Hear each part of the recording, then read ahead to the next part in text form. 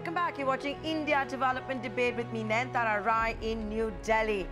Tomorrow, India will begin the biggest dance of democracy, the biggest election on this planet, also the world's most expensive election. Ahead of that, yesterday we had seen 66 retired civil servants writing to the President Ramnath Kovind, accusing the Election Commission of weak implementation of the Model Code of Conduct and favouring the incumbent government. The Election Commission today, maybe in reaction, we don't know, decided to stall the release of the Prime Minister Narendra Modi's biopic starring Vivek Oberoi till after the Lok Sabha elections. It also went on to say the same rules are going to apply to the NaMo TV, as well as a web series based on the Prime Minister's life. The campaign page for this Lok Sabha election has been vitriolic, with remarks like Modiji ki Sena, Ali versus Banjang Bali, the Tukre Tukre lobby, and a lot more. Remember, is it in fact enforceable by law? And most of the political parties in India, that is, the Model Code of Conduct is enforceable by law, and most of the political parties in India may have been in violation with impunity. Does this move, today's move by the Election Commission, give any hope just a few hours before the polling begins? Did it need to give any hope, or was it just the opposition's way of dragging the Election Commission, an autonomous body, into mud? Is the integrity of the Election Commission truly at stake, or, like I said, it is just a vitriolic campaign by the opposition? This is what we're going to discuss on the second leg of the India Development Debate. Joining me right now, Vaibhav Agarwal, the spokesperson for the Bharatiya Janata Party, Sanjay Jha, the spokesperson for the Congress Party. We're also being joined by the former Chief Election Commissioner, T.S. Krishnamurthy, and Jawahar Sircar, the former Secretary of the Ministry of Culture of the Government of India. He also used to lead the Prasar Bharati, but the reason we also got him today is because he's one of the 66 former bureaucrats who wrote that letter to the President. Let's get straight down to it. Good evening, gentlemen. Thanks for joining us. Mr. Krishnamurthy, I believe you're only going to be joining us for 10 minutes. I hope I'll be able to convince you to stay for the entire duration of the show, that you will be enjoying the debate, but I will begin with you. Do you honestly believe the opposition when it claims that the Election Commission has played favorites, that it has not behaved autonomous, that different rules have applied to different parties? It's not just about NaMo TV or the biopic. It has also said that the Election Commission looked the other way when income tax raids were being carried out against the Congress Chief Minister in Madhya Pradesh, Kamal Nath, his close aides, the kind of money that had been recovered. Where do you stand? What do you make of the behavior of the Election Commission in 2019? The Election Commission has always been an independent body, and we are used to criticism from the political parties, whether they are in the opposition or whether in the ruling party. I think it is nothing new to the Election Commission. Now the question is, some people have questioned the credibility of this Election Commission. I'm afraid it is unfair, it is unwarranted. Let me tell you, one of the points that they have said, that the Election Commission should have acted against the Rajasthan governor. Rajasthan governor is a constitutional authority. How does it come under the Model Code of Conduct? I do not know. The Election Commission has already expressed its opinion against the statement, and they have sent it to the President of India. Why is it considered as a lack of credibility of the Election Commission? Similarly, they have questioned transfer of officers. Transfer of officers is permitted by the Supreme Court. Supreme Court has mandated that in the interest of free and fair elections, those who are indulging in election work, those who are involved in election work, can be transferred in the interest of free and fair election. When I was the Chief Election Commissioner, the Haryana Chief Minister, his DG wife was contesting the election. I told the Chief Minister, please transfer the DG from this post during the election period. His house cannot be used for electoral purposes. I was criticized royally by the Chief Minister, and I mildly threatened, saying that if you are not going to change him, I am going to defer the elections. This is the only Brahmastra that we have. Similarly, we had 2 or 3 states where we had the Chief Minister defy first and then fell in line. So is this lack of credibility of the Election Commission? I'm appalled by the statement made in the letter about the lack of credibility of the election. You know, in fact, Mr. Krishnamurthy, let's go to one of the signatories. You're saying you're appalled that the Election Commission maybe has a thick skin. It is used to these kind of charges that are being leveled because they don't like your decisions. So, Mr. Sarkar, we've got you here in your capacity as one of the signatories of that letter to the President leveling serious charges against the Election Commission. Why did you do it? I hope you will keep your response short and crisp. I have to still go to the BJP and the Congress, but name me 3 instances that you think were absolutely necessary. How will you counter what we've just heard Mr. Krishnamurthy say? White sword. As a election commission, as a permanent agency, we have raised questions regarding the present incumbents and the present acts. The present incumbents and the present acts. The first one on which we have agitated is NaMo TV, which is clearly violating the section 156 of the Representation of the People Act by beaming electronic signals in violation of the RP Act within 48 hours of the first round of elections. It has not stopped beaming. So there are half a dozen instances relating to NaMo TV only. In addition to that, we have raised other issues like the Prime Minister's speech at Wardha. Others have raised questions of the Prime Minister's speech at other places where he has crossed the red line. Now, these are instances that need to be attended to. We have raised instances. We are not against the commission as such. It is a travesty of truth to say we are against the commission. The commission consists of retired officers like us, and we know exactly the pressures under which they function. But we have seen that the present commission has not been able to stand up. But the 2 incidents that have happened between yesterday and today are rather heartening, and they deserve our congratulations. All we are saying is that please maintain this tempo. You have to maintain your moral authority on a regular basis over the political system. Otherwise, it will gobble us up. Take it point by point. Mr. Sarkar, wait. We've got you on a bad connection. It's bad mobile network, so we're getting that fixed. Mr. Krishnamurthy, he has a serious problem with that Prime Minister's speech. Do you think the Prime Minister's crossed the line during the Model Code of Conduct, as has been said by Mr. Sarkar right now in India Development Debate?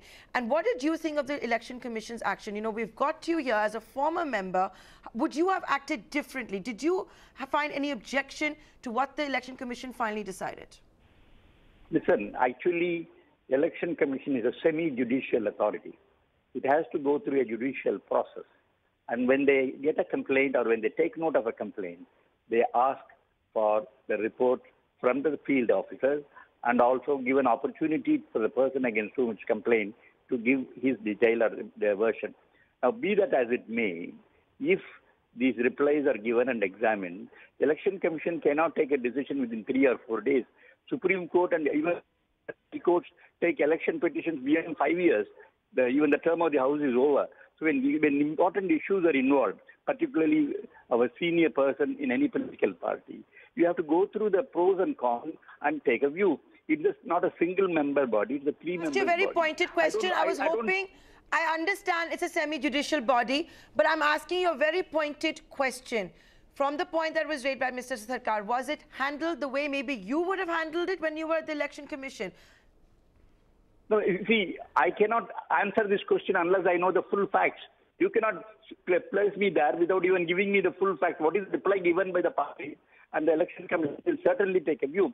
Whether they have taken a decision certainly can be challenged in the court of law. But to say the Election Commission is losing its ability on some of these decisions, I'm afraid it is not fair.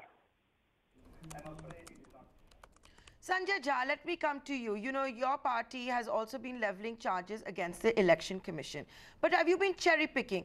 You know, you got the wave, let's say, for example, with what the Election Commission did with the Niti Aayog chief, Rajiv Kumar.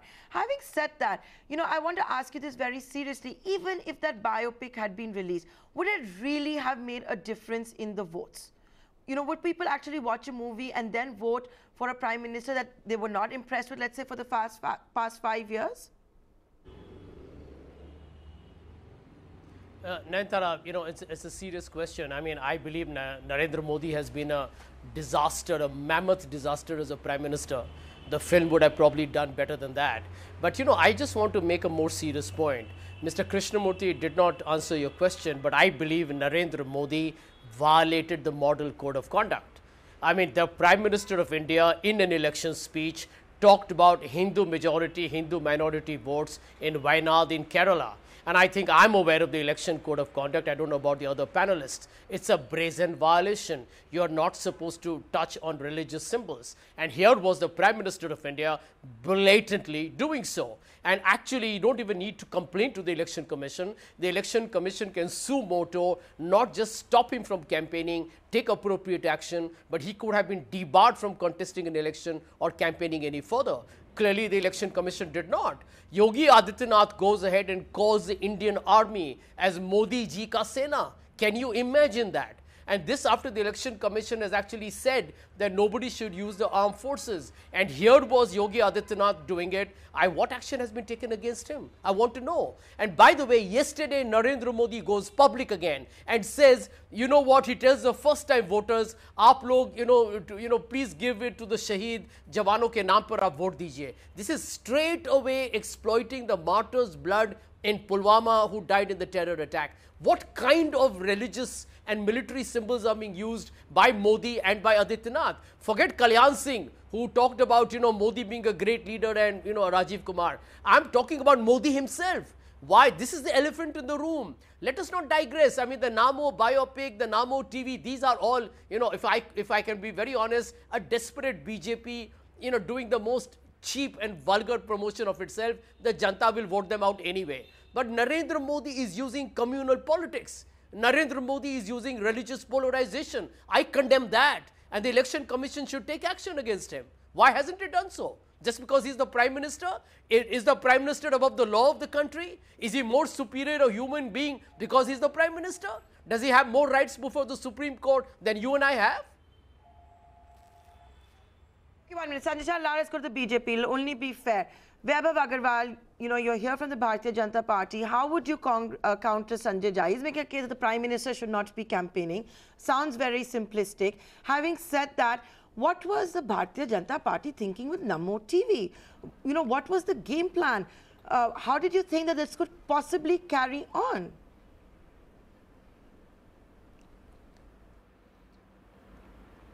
You know what, Nayantara ji, I'm very surprised, and actually I'm not very surprised. I'm just how should I'm sorry, I'm loss of words at what Sanjay Jha's retort is very simply. Why? Because it does not even entail a rebuttal. I'll tell you why. Narendra Modi, who's the sitting Prime Minister of the country, is such a big name for them that Congress and its senior leaders are not even able to sleep. And they are doing whatever it takes, and I'm quoting this very straightforwardly, to muzzle his voice as a public representative and as a citizen, and demonize him with respect to all the institutions of the country. Whereas whenever there is a issue that comes up that talks about in favor of Congress, then, Sanjay ji, you're my senior, you can take a dig at what I'm saying, but, it doesn't change what I'm saying. Because, you didn't say that the Supreme Court was corrupt today, but you said that 3-4 years back. You didn't say that Election Commission is corrupt today because Election Commission is stopping and listening to the voice of the people. Excuse me, Agarwal, don't do fake news. When did we say that? The EVMs had issues when you won Chhattisgarh, Madhya Pradesh and Rajasthan. Well, I won't let you get away with lies here. Oh, come on. When did we say that? Allow me. There was a TV channel that went live with that EVM. It has gone live with other speeches. We don't know the genesis of that website. It just suddenly came about. He is right in asking you that question, just as he may be. I don't know what the BJP was thinking with NaMo TV. What were you thinking with that website and having those press conferences and all the beaming that happened? Aren't both of you guilty? May I complete what I'm saying, Nayantara ji? Well, Nayantara, let me answer your question in brief. Let me answer your question in brief. 95%. Let Sanjay come in. Yeah. 95%. Let me tell you, the elephant in the room is that the BJP has got 95% of the electoral funds money. So this is a very oddball thing, and this tells you how even the Election Commission has written to the Supreme Court that this is very illegitimate, very illegal, and will allow black money funding of a political party. And the BJP is clearly campaigning on black money. And I can tell you this as well. They have raided the Congress leaders and opposition leaders in the last 6 months. In the last 6 months, no, Sanjay. Well, I'll tell you, the last 6 months. I want to get up next day in the morning and I want to say, I want to go to the moon tomorrow. Will I be able to go to the moon? In the last 6 months. Well, nobody's going to the moon tomorrow. Nobody's going to the moon tomorrow out of the black hole that we discovered. One second. Let me go to Mr. Sarkar, who's actually is a signatory. Let me come to Mr. Sarkar now. This has been one of the most fiercely fought election. I don't know if you can call it a graceful one or a dignified one, but Mr. Sarkar, what I also want to understand from you, and going beyond the letter as well, since Sanjay Jha has brought up black money, I have to also address the elephant in the room, the income tax rates that took place. You did see the Chief Election Commission swing into action, question and say, keep us in the loop when you're carrying out tax rates, right? The Election Commission had to come out with a reply. The Revenue Department had to come out with a reply. On that count, you don't think the Election Commission acted in the right way? And I have to also ask, when there has been significant recovery, so once cash is actually recovered to close aids of the Chief Minister, how can it be discounted just because it's election time? We have never said that the Election Commission is totally at fault. We have pointed out 5, 6 specific instances where the Election Commission could have been tougher, and we insist that what we have mentioned is on the basis of the law and experience. I'm coming back to NaMo TV for half a minute. NaMo TV is reportedly beaming electronic signals even now within 48 hours of the first phase of the polls, which is in clear violation of Section 126 of the RP Act, Representation of the People Act. Is the Election Commission taking it up? There are specific questions. We have raised issues to bolster confidence in our colleagues so that they are able to realize that this is just not an ordinary election. This is an election where things are going out of hand and they need to blow the whistle. We are not against the Election Commission. That is not the impression. We have pointed out at instances where they could have and should have acted tougher. Some of them are in present continuous tense. Some of them, like that Eros bio documentary, is in the past tense.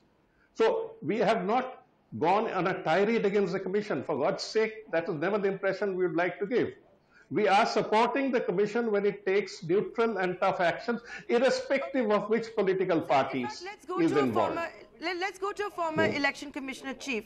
Let me go to Mr. Krishnamurthy. So the 66 bureaucrats have not gone on a tirade. They have raised instances of when the Election Commission could have behaved differently. Mr. Krishnamurthy, I want to go back to the NaMo TV, which Mr. Sarkar says that is still beaming when you have elections tomorrow.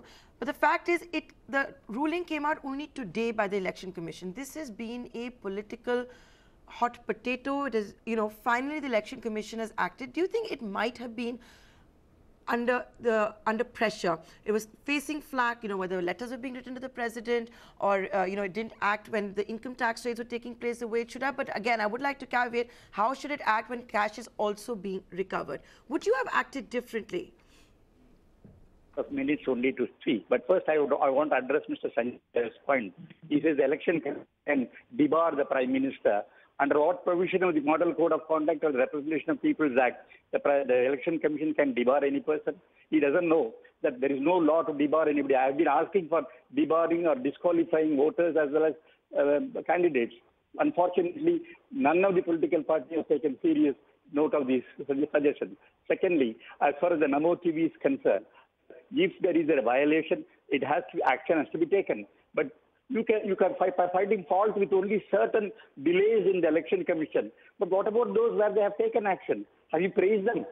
Just because you want to criticize the Election Commission, you want to criticize. What about good action taken by the Election Commission? So many cases they have taken action against them. You don't. You're guilty of that. Sanjay Jha, isn't the Congress party guilty of that, not recognizing the good work that it's doing? Mr. Krishnamurthy saying you don't even know the law. It cannot debar the Prime Minister. Thank you. And it is. You can. I'll tell you why. No, you can. You can. Well, let me tell you, the election code of conduct says that an individual cannot use religious symbols, right? It's a violation. So what do? You actually go ahead and tell the candidate to start with that you cannot do it, and you actually tell them that if this happens again, you can actually pursue your quasi-judicial powers. You can go ahead and take the matter up. We can take the matter up in the court as well. But let me answer your question principally here. In the last 6 months, 15 opposition leaders have been targeted. Mr. Kamal Nath was targeted, and by the way, Kailash Vijay Varghya, who is a BJP leader, actually had the amount which was found by the income tax known to him before the income tax press release was mentioned. It clearly tells you how politics has infiltrated into the entire process of not just the income tax, but CBI and unfortunately even the Election Commission. Let's not deny it. The Election Commission has acted under pressure from the Supreme Court of India. If the Supreme Court had not put pressure on the Election Commission, it would not have happened. It would not have happened. To counter and to reply to Sanjay Jha, was Yogi Adityanath therefore guilty of identity politics, of using religion? If so, did the Bharatiya Janata Party pull up one of their most popular chief ministers? Now, let's face this. There are two facts that I will bring in. First, I will counter Jawahar Sarkar before I answer your question as my last comment. Jawahar Sarkar has a conflict of interest when he writes such a letter one-sidedly. It's a known history. When he was a bureaucrat before retiring, he was looking at some positions. And then the other secretary, everyone's forgotten, Salahuddin Ahmed. Salahuddin Ahmed is the husband of Srimati Beena Kak, who's a stalwart Congress leader, you know. So there is conflict of interest, and whatever Jawahar Sarkar says, I completely denounce it. Now, as far as Sanjay Jha is concerned, I'm not going to demonize anyone. I'm not going to, you know, demean myself in terms of even going after Sanjay Jha and his knowledge. He may be my senior, but sometimes he has to accept that he's wrong. The third part is very simple. The third part is very simple. I tell you what, gentlemen. It is only for a public representative to go to the people of the country to actually demonstrate the ability to connect with them. And if somebody has the better ability to connect with them at any point, that is what Congress wants to do, is only denounce them. And that's clearly showing in the agitation that Mr. Jha is displaying on your show. Okay, so Mr. Sarkar, I'm going to give you the final comment now. NaMo app, what have you done? We're running out of time. You have objected to certain, one second, you have objected to certain behavior of the Election Commission. You have not gone on a tirade against the Election Commission. My final comment I'm going to give to you. Today, do you feel that maybe the Election Commission is rising to the occasion of the kind of decisions it has decided to take today? Once again, I would like to say, I don't know how many people vote for a political party based on a biopic, but the very fact that it's willing to act on that, the very fact that it's willing to pull off the NaMo TV, though it still has to act against the other channel that has been beaming those EVM press conferences, etc. Do you feel there has been a big difference in the behavior of the Election Commission in 2019 and 2014? You see, we had raised certain events.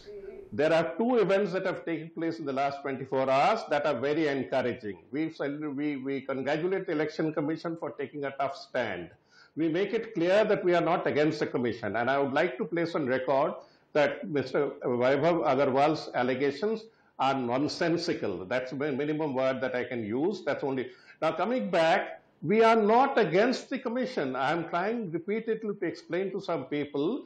We had raised certain instances. We are raising some instances. The whole idea is to encourage the Election Commission to act upright, to act fearless, and also to ensure fair play. The Election Commission's Model Code of Conduct is primarily a moral authority. It's a huge amount of strength where you don't resort to clericalism by asking that department for a report or this department for a report. You act with the moral authority, you act as a fair referee, and for God's sake, keep blowing the whistle until they listen.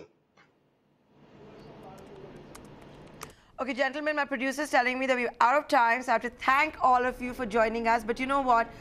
The voter will, of course, have the last word. The voter is going to have the last laugh too. So let's see what happens. We'll know on May 23rd.